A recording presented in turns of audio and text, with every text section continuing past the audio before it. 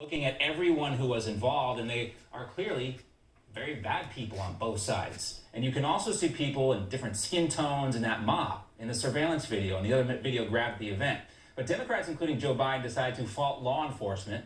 You'd expect that. Only this time, despite the fact that an unarmed woman was killed, a white woman this time, Biden and Kamala Harris both say the police would have been harsher on the protesters if they were black or brown. Tell me. Siguen incentivando la división racial, qué increíble.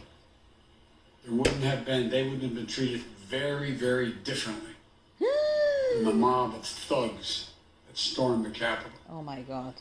Joining us now is former Maryland congressional candidate Kimberly Klacik, also with us former Florida congressional candidate and Air Force veteran Anna Paulina Luna, and with us former Illinois congressional candidate Catalina Wolf. Great to see you all. Thanks so much for joining us.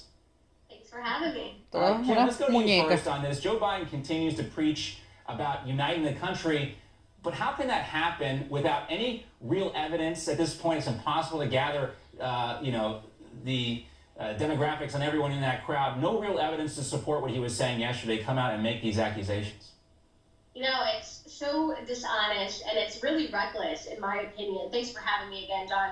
Honestly, when I read, the tweet, when I heard what he said, his remarks they're basically divisive. He wants to get people emotional and fueled up and continue this divide. He talked about he wanted to heal the country, he wanted unity, but when you sit there and say something like, if they were black or brown, they were treated differently. Pura like especulación. A white woman unfortunately lost her life being shot by police there, and a Capitol police officer, as we found out, also lost his life. Yeah. And he was white. And so it doesn't matter about race. What happened at the Capitol was awful. I think everyone I know has condemned it. But again, it had nothing to do with race. Of course. My entire campaign staff was down at the rally that morning, and most of my staff is black.